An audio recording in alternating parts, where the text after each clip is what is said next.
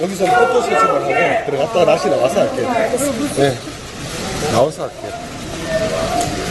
이걸 접수하고 나서 할게요. 네. 그냥 문제하십시오. 다시 나오시면 되니까. 오늘 윤석열 대통령에 대한 고발장을 접수한 저의 입장을 먼저 말씀드리고 언론인 여러분의 질문에 답하도록 하겠습니다.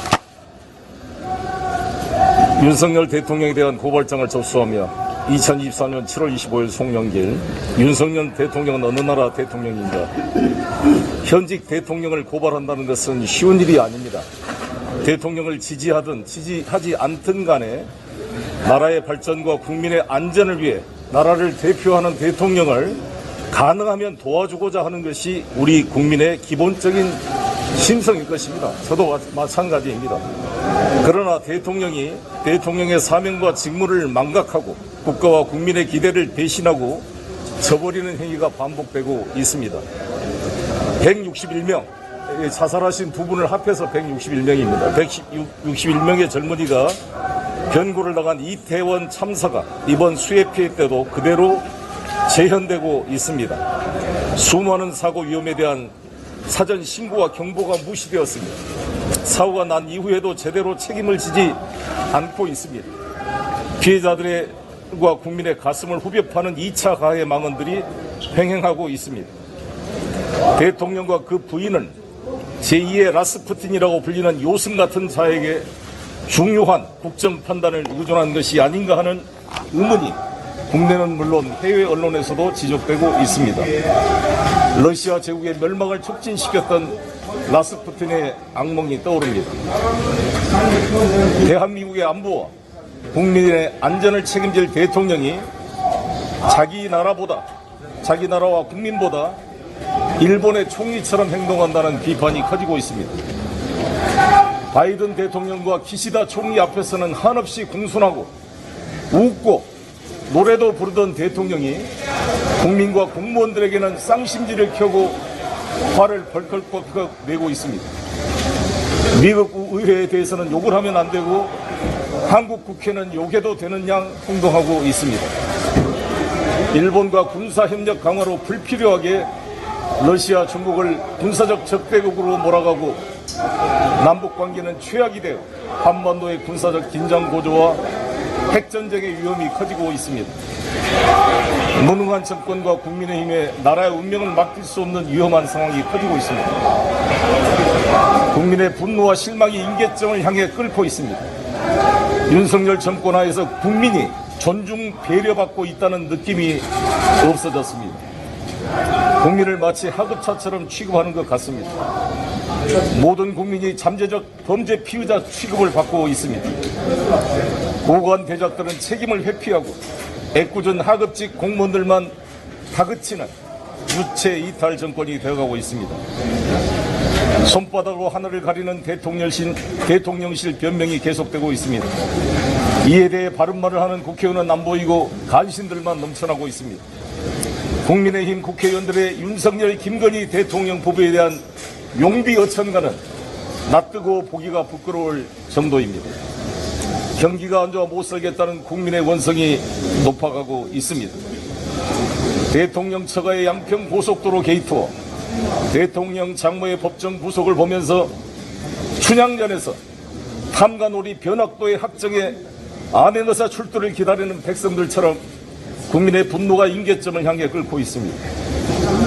국민의 통합이 붕괴되고 공정과 형평이 붕괴되고 있습니다.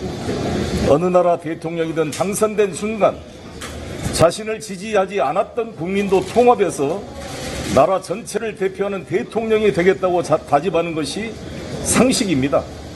윤석열 대통령은 이러한 상식을 뒤엎었습니다.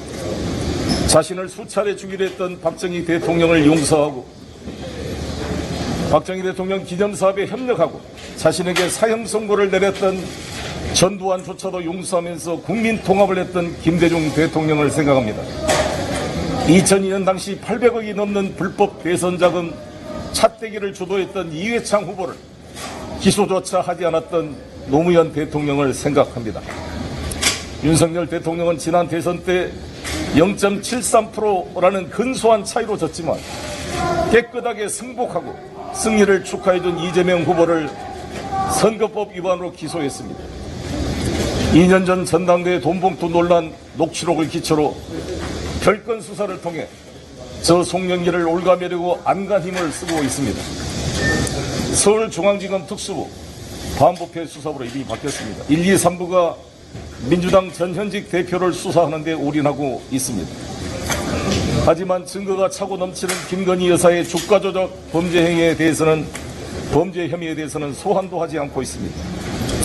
윤석열 대통령은 검찰총장 시절 수십억의 국가 예산을 업무 추진비가 별도 있음에도 불구하고 특활비라는 명목으로 쌈짓돈처럼 영수증도 제대로 없이 사용했습니다.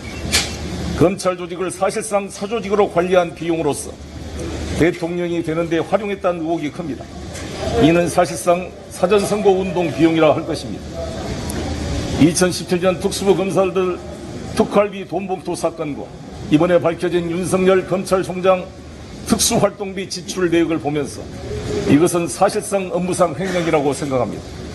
국가 예산을 돈봉투로 나누어 횡령한 사람들이 전당대회 돈봉투 논란으로 저의 주변 사람들을 50회 이상 소환조사 압수수색하는 것을 보고 분노를 금할 수가 없습니다. 대한민국 헌정사의 대통령 선거에서 승리한 후보가 낙선한 후보를 선거법으로 기소한 사례는 처음입니다. 그렇다면 대통령 역시 선거법 위반 혐의에서 벗어날 수 없을 것입니다. 이번 대통령 장모 항소심 법정 구속 유죄 선고를 통해 장모가 남에게 손해를 끼친 적이 없고 오히려 사기를 당했다면서 윤석열 검찰총장 시절 공조직을 이용해 장모 사건 대응 문건을 만들었던 것을 기억하고 있습니다. 국민은 김건희 여사 주가 조작을 옹호하는 수많은 허위사실 유포를 똑똑히 기억하고 있습니다. 살아있는 권력을 수사했던 선배 윤석열 검찰총장을 벤치마킹해야 합니다. 비록 대통령직에 있는 동안 불소추 특권이 있다고 할지라도 수사는 진행되어야 합니다. 살아있는 권력도 엄정하게 수사해야 한다는 것이 윤석열 대통령의 평소 지론이었습니다. 실제로 윤석열 총장은 박근혜 대통령이 현직에 있을 때도 수사를 했습니다. 문재인 정권 하에서는 자신을 검찰총장으로 파격 발탁해준 문재인 대통령의 청와대도 압수수색을 했습니다.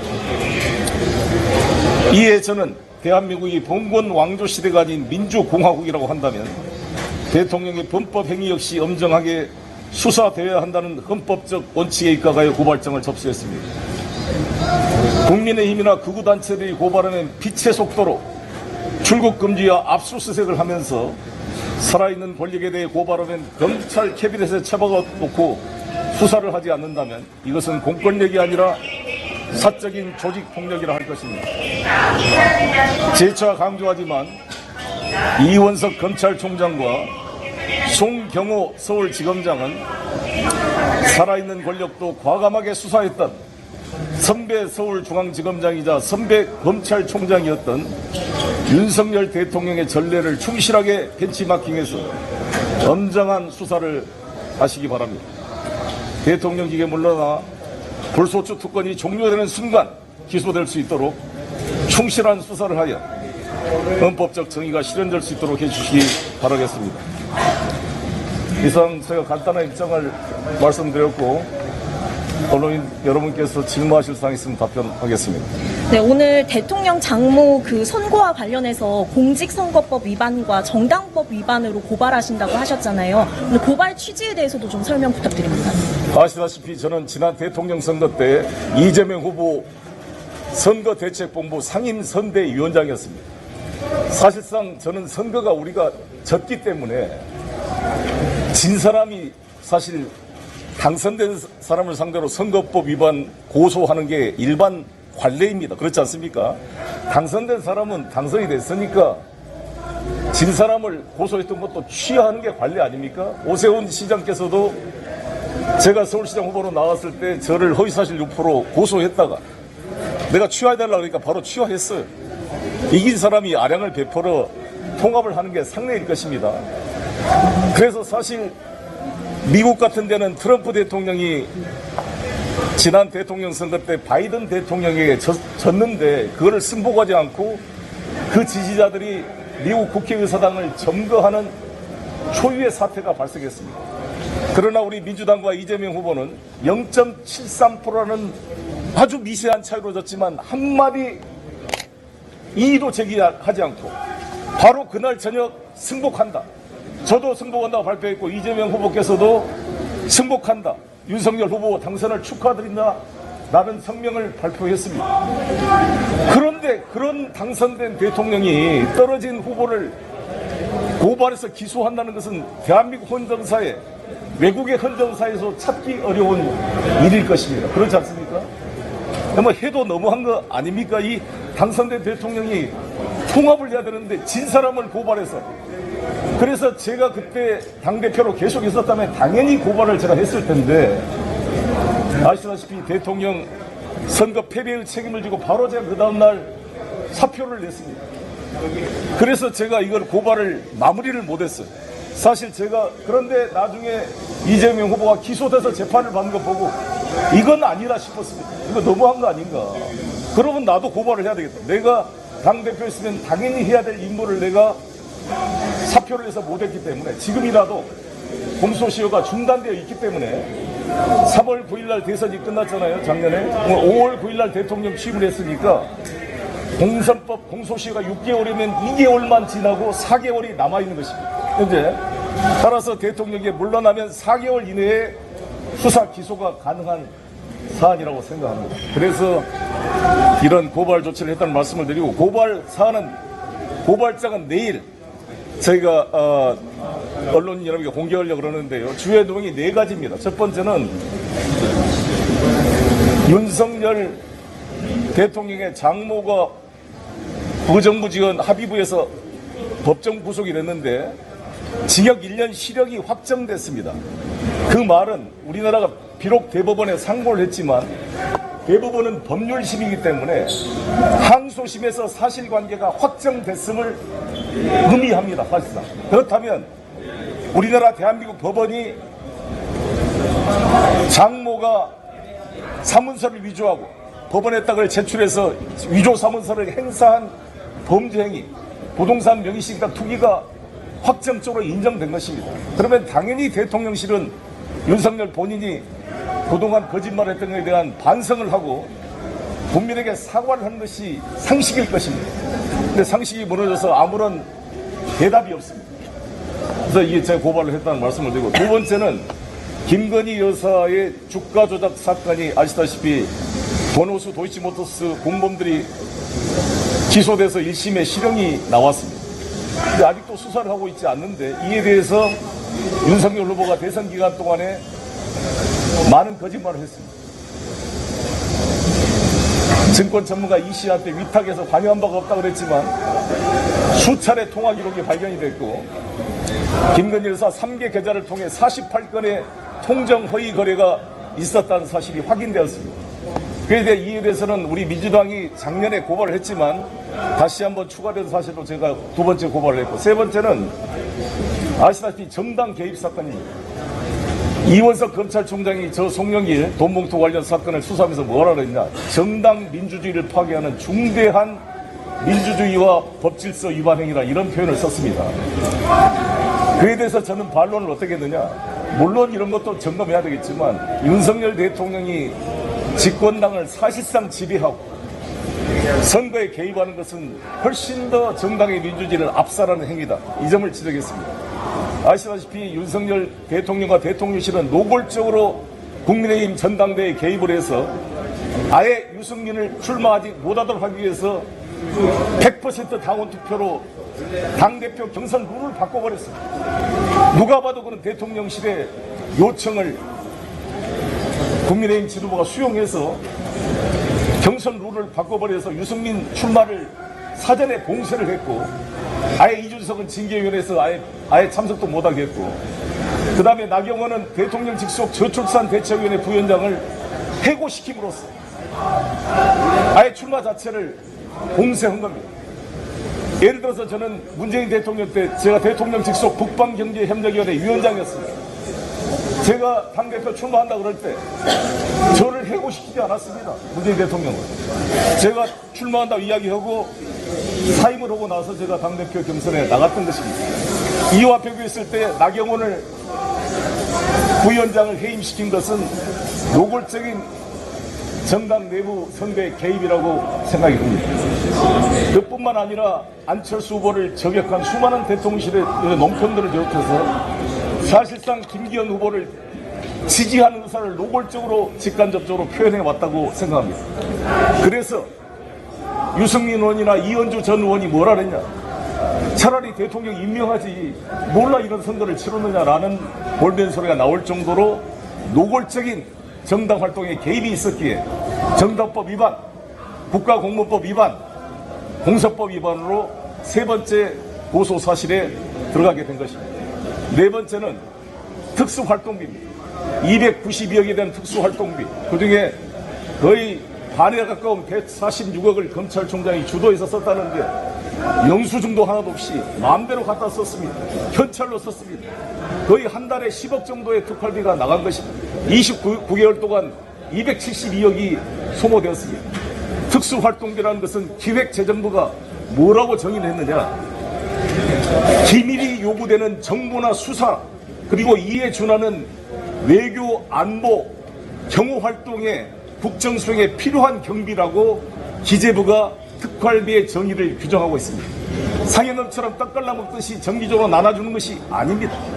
그리고 자기가 이뻐하는 검사, 자기가 관심 있는 수사 자료라고 몰래 특활비를 자기 용돈처럼 줄 수 있는 돈이 아닌 것입니다. 이건 국민의 피 같은, 한동훈 장관이 강조하는 국민의 피로 만든 혈세가 아니겠습니까?